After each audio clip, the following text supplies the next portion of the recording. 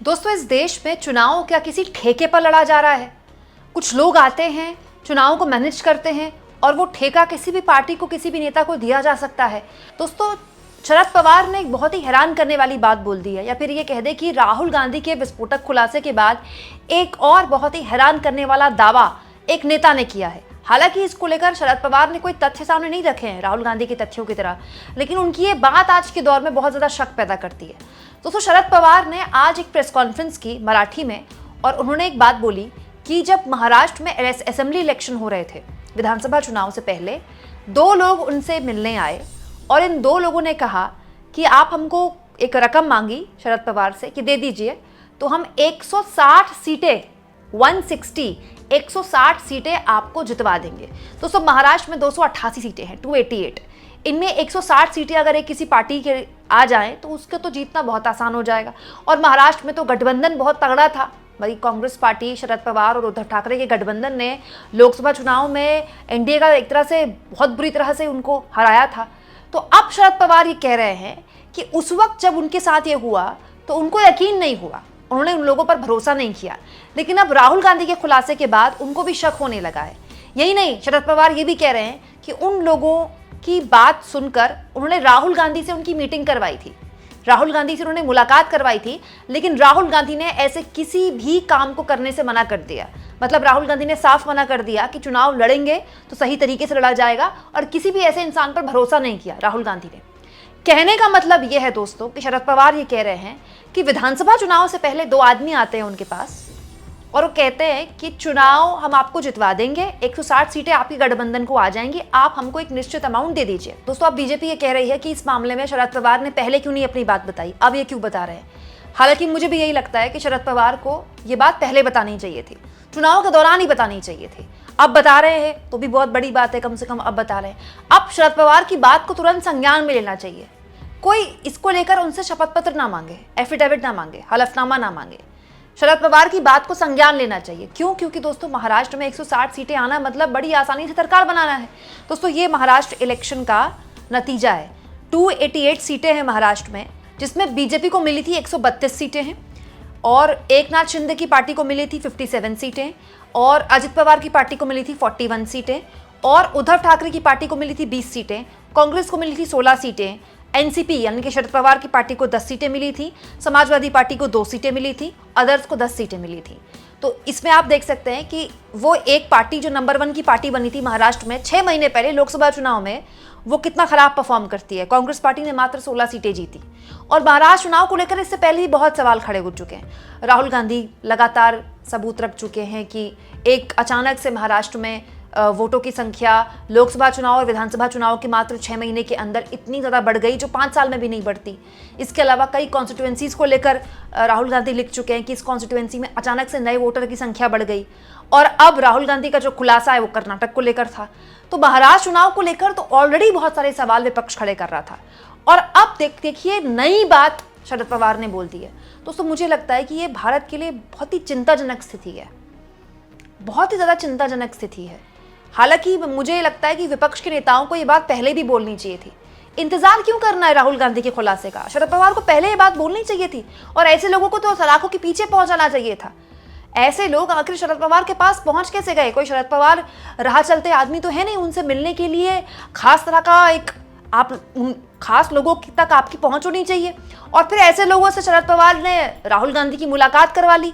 इसमें यह भी पॉइंट है दोस्तों कि कई बार राजनेता ऐसे लोगों से मिलते हैं ये देखने के लिए कि क्या वाकई में मतलब इस तरह के लोग कहाँ से आए हैं, पता लगाने के लिए। तो ये जानबूझ के भी किया जाता है। मुझे नहीं पता कि शरद पवार और राहुल गांधी ने ऐसे लोगों से क्यों मुलाकात की और ऐसे लोगों को भाव भी क्यों दिया।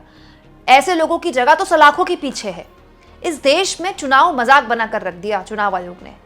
मतलब अब एक नेता कह रहा है कि जीत और हार का ठेका 2 लोग लेते हैं, 2 लोग जीत और हार का ठेका ले रहे हैं। दोस्तों, जनता जो 2-3 घंटे लाइन में लगकर वोट करती है, इससे भद्दा मजाक उसके साथ और कुछ नहीं हो सकता।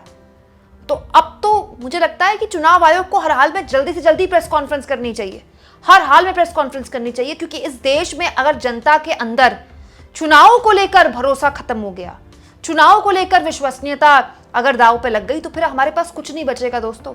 इस देश के गरीब आदमी के पास पैसा नहीं है, उसके पास संसाधन नहीं है, थाने में उसकी कोई सुनने वाला नहीं है, उसकी पहुंच विधायक के सांसद तक नहीं है, लेकिन उसके पास एक संतुष्टि है कि मेरे पास वोट है। किसी भी पार्षद से, किसी भी विधायक से, किसी सांसद से कोई गरीब आदमी नाराज होता है ना, तो वो यही बोलता है 5 साल बाद बताऊंगा मैं इसको, आने तो चुनाव में बताऊंगा उसको। इसीलिए क्योंकि उसे पता है कि यही जो आज जो सांसद, जो विधायक आंख दिखा रहा है, हाथ जोड़कर उसके आगे खड़ा होगा। लेकिन दोस्तों, अब तो चुनाव को लेकर जिस तरह की बातें सामने आ रही हैं, जिस तरह की बातें बोली जा रही हैं, बहुत ही दुखद है। मतलब इससे बड़ा परेशान करने वाली बात उनके लिए कुछ है नहीं कि 1-2 लोग आते हैं नेता के पास और नेताजी से कहते हैं कि आप हमको फलाना फलाना रकम दे दीजिए, हम आपको चुनाव जितवा देंगे और उसके बाद आपकी 160 सीटें आ जाएंगी। इससे भद्दा मजाक कुछ नहीं हो सकता। हाँ, ये बात सही है दोस्तों कि चुनाव में मैनेजमेंट होते हैं। जैसे प्रशांत किशोर है, प्रशांत किशोर ने शुरुआत कैसे की? दोस्तों, प्रशांत किशोर ने अपने करियर की शुरुआत नरेंद्र मोदी के साथ की थी। वो तो नरेंद्र मोदी को गुजरात से जानते थे। इनफैक्ट 2014 में जो पूरा चुनाव मैनेजमेंट था मोदी का, उसमें जो बहुत बड़ा हिस्सा था वो प्रशांत किशोर का था। जो मोदी का 2014 में चाय पर चर्चा कार्यक्रम था वो प्रशांत किशोर का था। लेकिन बाद में चुनाव जीत गई बीजेपी और प्रशांत किशोर का मतलब उनके करीबियों का दावा था कि अमित शाह किसी भी हाल में किसी भी कंपनी को या किसी भी प्राइवेट फर्म को मोदी के इर्द गिर्द इस तरह से नहीं रखना चाहते थे। और उसके बाद तो खैर अमित शाह चलते फिरते चाणक्य हैं बीजेपी के। और दोस्तों, ये चुनाव मैनेजमेंट का काम प्रशांत किशोर ने कईयों के लिए किया। उन्होंने ममता बनर्जी के लिए भी किया, उन्होंने नीतीश कुमार के लिए किया। नीतीश कुमार के तो बहुत करीबी बन गए थे प्रशांत किशोर। एक वक्त में ऐसा लग रहा था कि नीतीश कुमार अपनी पूरी पार्टी उन्हीं को सौंपने वाले हैं। लगभग हर राजनीतिक दल से प्रशांत किशोर ने मीटिंग्स की हैं। एक वक्त में तो राहुल गांधी और सोनिया गांधी के साथ भी उनकी मीटिंग हुई थी। प्रशांत किशोर एक वक्त में कांग्रेस पार्टी में शामिल होने वाले थे, बाद में उन्होंने अपनी पार्टी लॉन्च कर ली। तो चुनाव मैनेजमेंट करना अलग बात है, चुनाव मैनेज करके मीडिया मैनेज करना भी अलग बात है, लेकिन चुनाव में हार जीत का फैसला करना, ये बताना कि इतनी सीटें आपकी आ जाएंगी, ये बहुत चिंताजनक है। हालांकि दोस्तों, ये दावा अपने आप में इतना सनसनीखेज है कि अब कई लोगों ने इस पर सवाल खड़े कर दिए हैं। दोस्तों, ऐसे बहुत से लोग हैं जो कह रहे हैं कि अब ये कैसे पता चलेगा कि जो पार्टी जीती या जो गठबंधन जीता, क्या उसके पास भी ये 2 लोग पहुंचे? दोस्तों, महाराष्ट्र के इलेक्शन से कुछ महीने पहले, कुछ हफ्ते पहले ये समझ में आ गया था कि एनडीए ने जो बढ़त खोई थी लोकसभा चुनाव में, वो दोबारा से हासिल कर रहा है। ऐसा नहीं था कि इंडिया गठबंधन की लहर थी, लेकिन ऐसा भी नहीं था, ये भी अप्रत्यक्ष था कि महाराष्ट्र में जिस बीजेपी ने सबसे खराब परफॉर्म किया लोकसभा चुनाव में, उसने सबसे शानदार परफॉर्मेंस दी थी। ऐसा भी नहीं हुआ था। लेकिन खैर, हम होते कौन है किसी राज्य के चुनावी नतीजों पर विश्लेषण करने वाले। लेकिन अब जब उसी राज्य के नेता इस तरह की बात बोल रहे हैं, तो मुझे लगता है कि इस पूरे मसले को लेकर डबल इंजन सरकार को सारा मसला अपने हाथ में ले लेना चाहिए। क्योंकि दोस्तों, महाराष्ट्र में तो डबल इंजन सरकार दौड़ रही है, सारी जांच एजेंसियां आपके पास है। तो अगर सरकार चाहे तो उन 2 लोगों को कहीं से भी खोज सकती है, दुनिया के किसी भी कोने में। जो शरद पवार के साथ मिलने गए थे, उन्होंने ठेका लिया था जीत का, उनको ढूंढे बीजेपी और उनको सजा दिलवाए। क्योंकि हमारे देश में इससे भद्दा मजाक गरीब आदमी के साथ या सामान्य लोगों के साथ नहीं हो सकता कि हमको बताया जाए कि चुनाव हो रहे हैं, जबकि चुनाव का ठेका पहले ही कोई और लेने का दावा कर रहा है। आपको क्या लगता है दोस्तों, ये सब कुछ जो हो रहा है, इस मेस के लिए जिम्मेदार कौन है? कमेंट बॉक्स में जरूर लिखें दोस्तों, और जितना हो सके चैनल को शेयर भी करें और सब्सक्राइब भी।